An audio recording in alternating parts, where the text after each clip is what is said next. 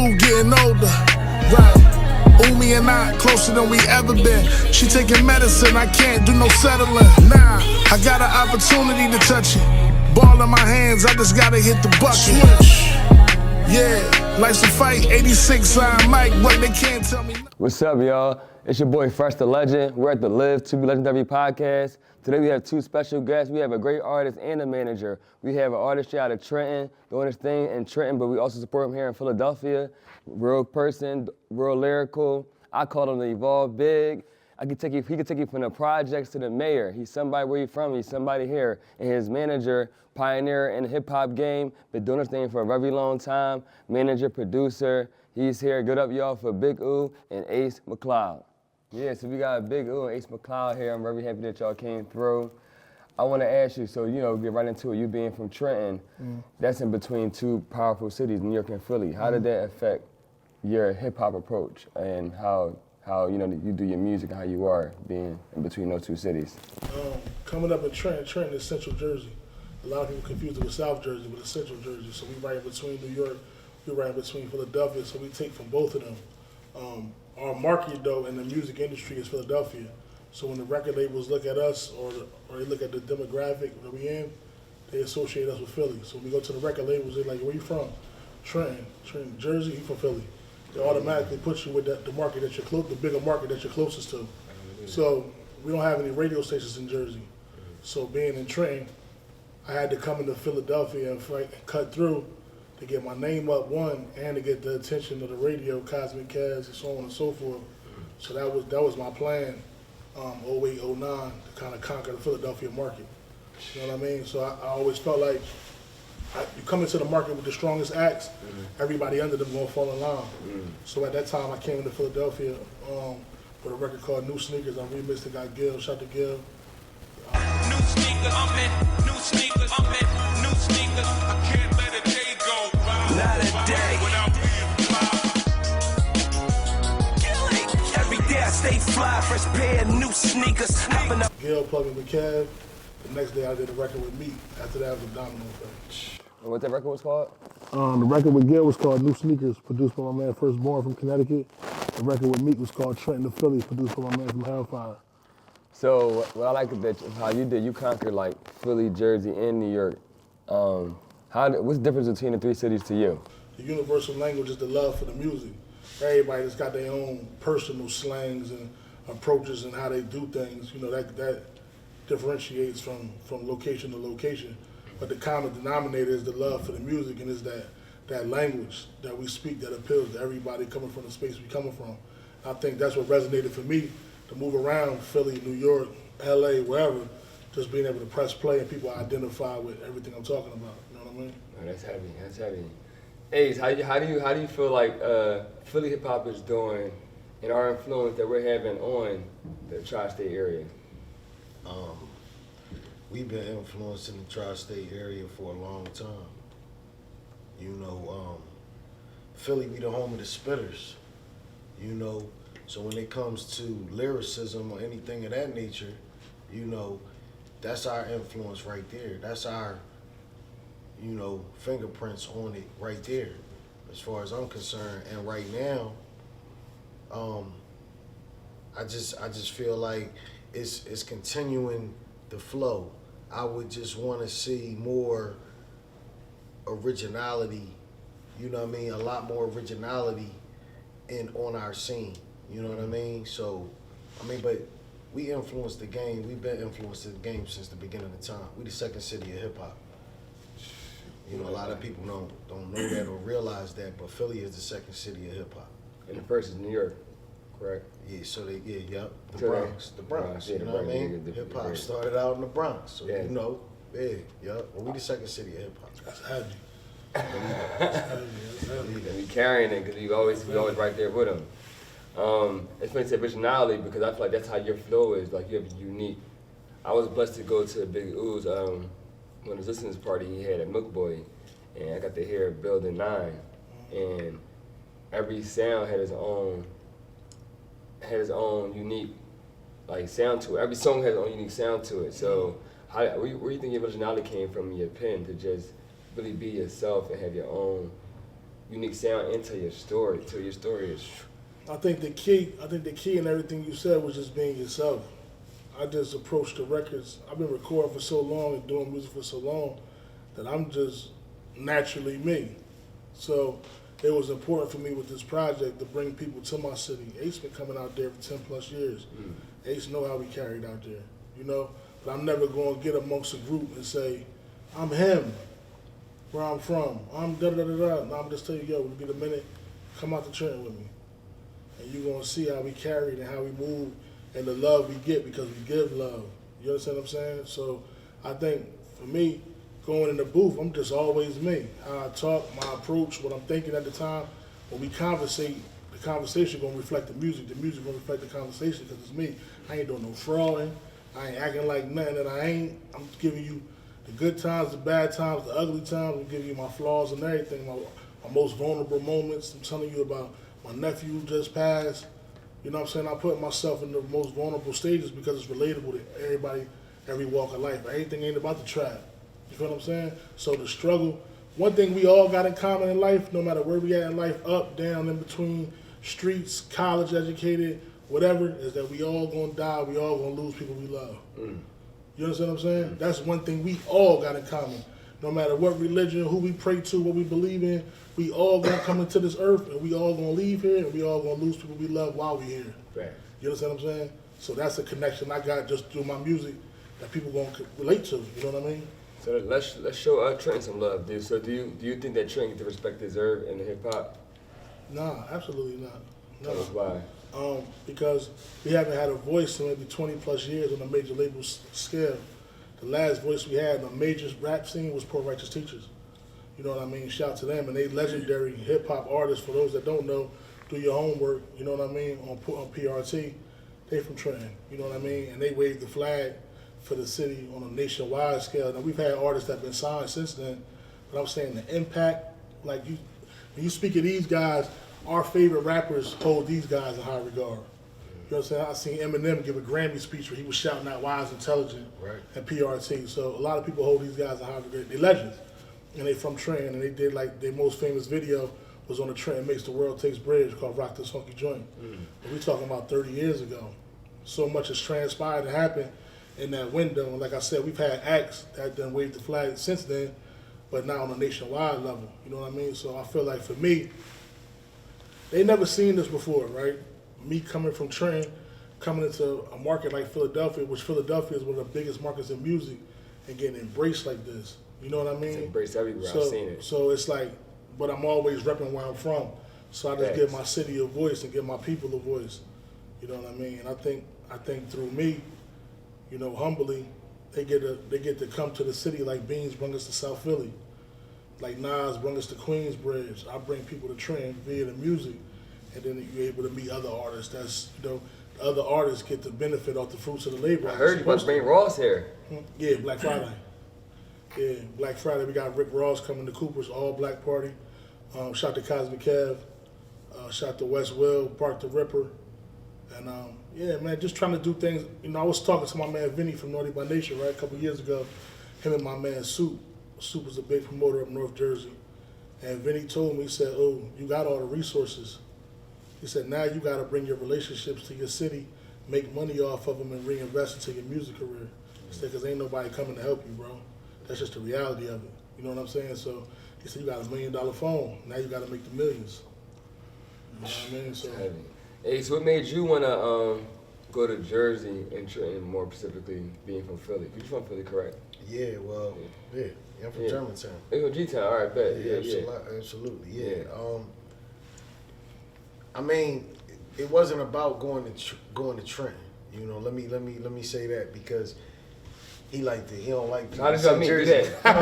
He don't like people to say Jersey. He like people to specify Trenton. You know what I'm saying? He's from Trenton. He's good. He's all right? For sure. You dig me? You know. I'm trying to keep it professional on this stuff. No, we kicking. You know what I'm saying? We talking. So no, it wasn't about really going to Trenton. It was me and him met through an artist of mine. You know what I mean? Well, actually, we met through Don Cannon. Don Cannon did his mixtape. Oh, Don Cannon. Shout out Don to Cannon Cannon, did one of his mixtapes, and I called him and was like, yo, who's that? Like, who's Main Man?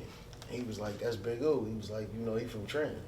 And I was like, yo, I need to meet him.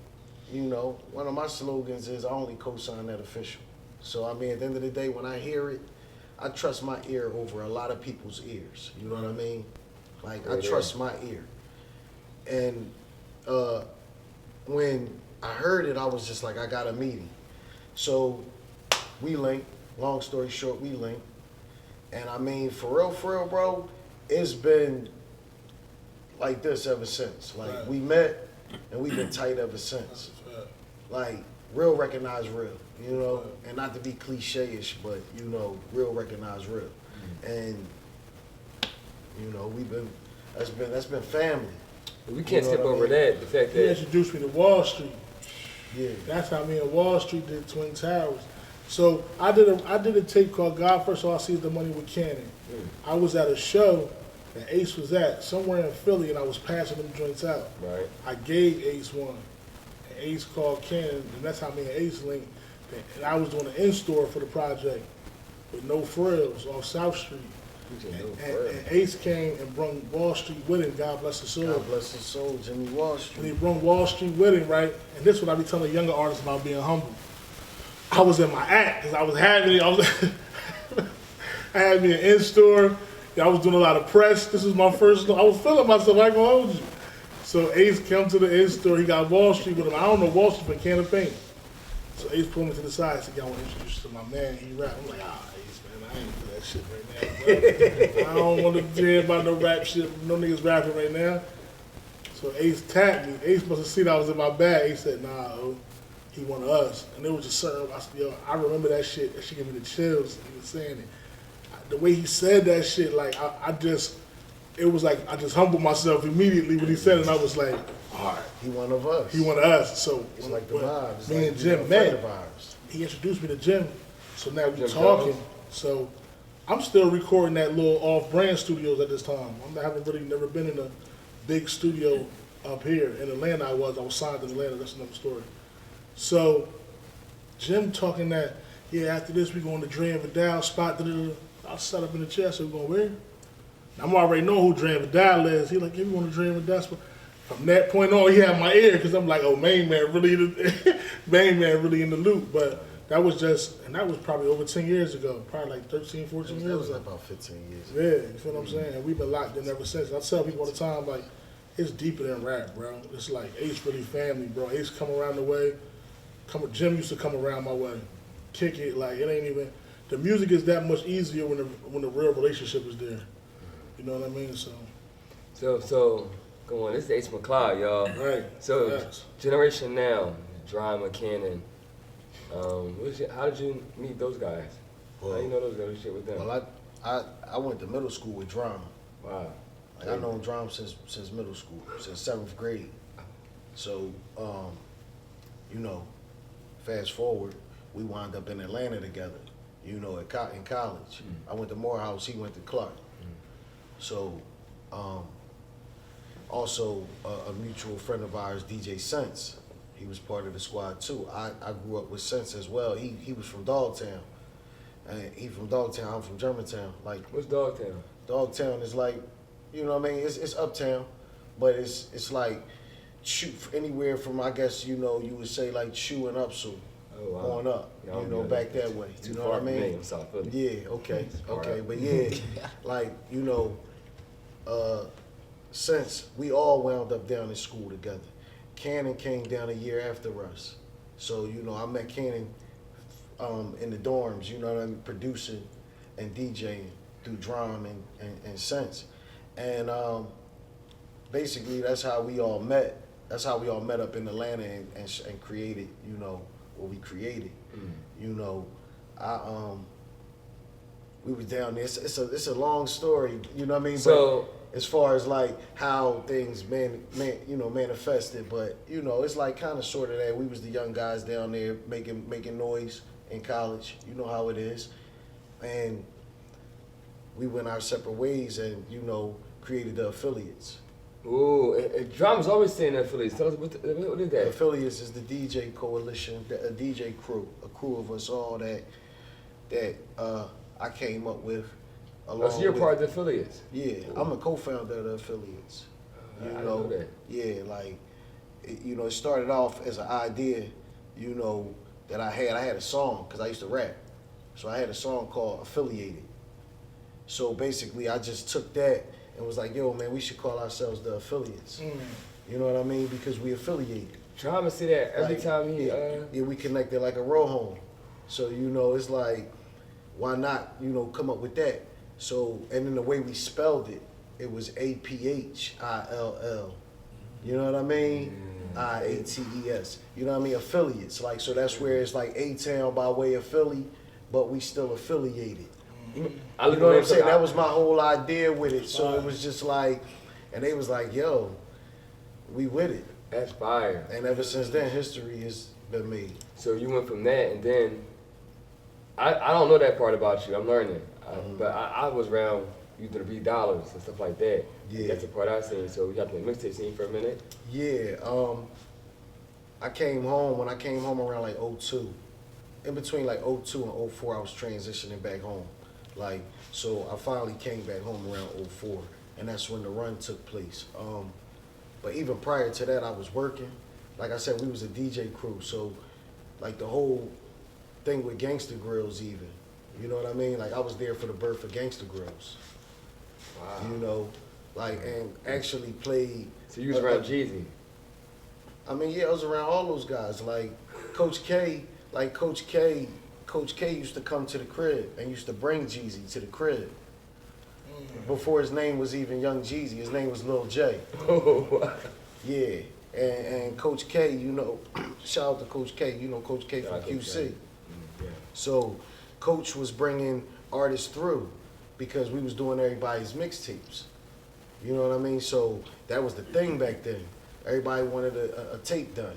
So he was bringing T.I, Jason Jeter brought T.I through when he was, just getting started. Coach was bringing Jeezy and Slick Puller through.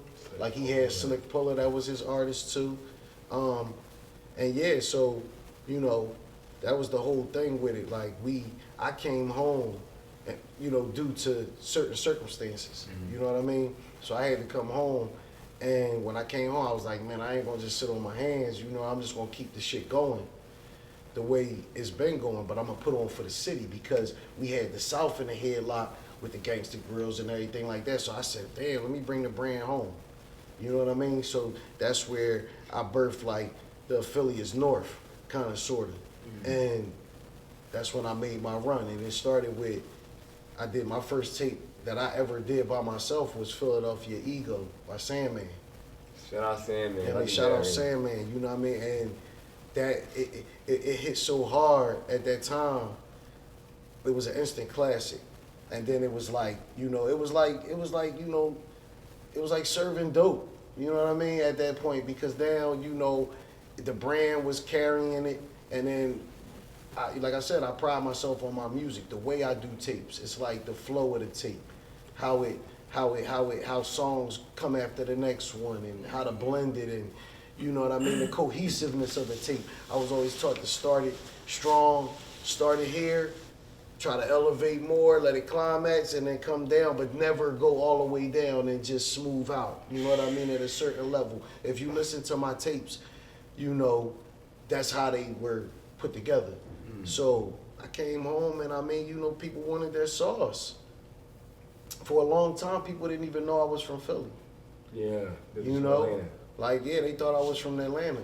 So what happened from the break from $3 to BIGOOH? I haven't seen you since that era.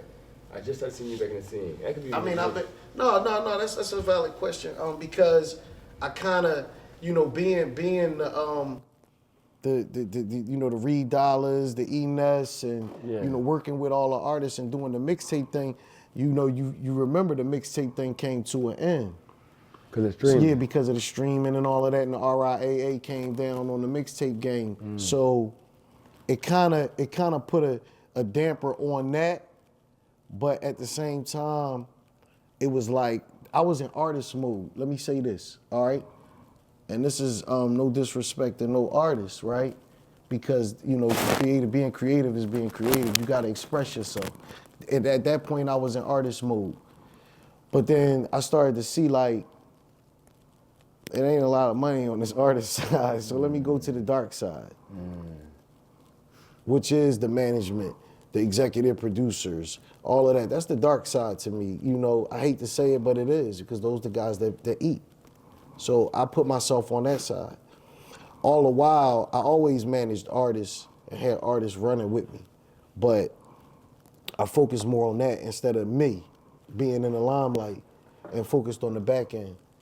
Now, over the years, I've been working with numerous artists. Like, so from that time period, it was artists that I was working with, like he said, Jimmy Wallstreet.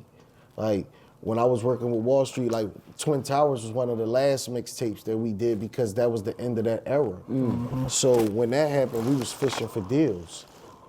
I had 4 deals on the table with Wallstreet. And one of our last meetings, you know, Commissioner Gordon, you know, up in New York, he told us, he said, man, go back to Philly, you know, I got y'all. He said, but don't get killed or don't go to jail. And we came back to Philly and, you know, unfortunately, Wallstreet was, you know, unalive. Yeah, you know, not too long after that. So, you know, that kind of sent me into like kind of a... So when your artist died? Yeah, when we was right there at the door. Oh my God. So you know what that'll do to a person, you know what I mean? So for a long time, I just, like for like 2 years damn near, man, I kind of like went into a hole. Like, I'm cool with this shit, you know what I mean? I'm off this. Really, Ooh was the only thing that kept me going because he kept going. And it was like, you know, in the memory of Wallstreet. Because it's like, I don't just work with artists on a business tip. You know, I never, like, for some reason, I just don't catch those type of situations. It'd be like family. So like, you know, when something happened to, it's like when something happened to your cousin or your little brother, you know what I mean? So it kind of sent me somewhere where it made me not want to be around the game. Oh, shit. And then, you know, I came back on that side still and working. But like people don't even know, like I was road managing DJ Crazy a couple years ago. Shout out DJ Crazy. You know what I mean? So, you know, and things didn't go as planned with that, you know, and now here we are still, you know, and like you said, I'm working with hip hop since 1987. Yeah, shout out to DJ Circuit Breaker. Shout out to my cousin, you know what I mean, my cousin Chris. Okay. Yeah, that's my cousin. Oh wow. So, you know. Circuit Breaker. Damn. Yeah, so, you know, it's like. Oh, this shit is mob ties. Yeah, that's why I say, man, he one of us. I'm learning. You know, it's like, you know, he's one of us, man. Like. Woo! Yeah. You know I'm on the avenue, baby. Piano gonna play a little song for you, babe. Nah, nah, nah. One from the sky every time I re-up. You see blood on the bottom of my sneakers. Ask Anita, rich off reefer. Rich poison dreams, red and green sneakers. Get it cheaper, the flow lead to the street sweeper. I can kill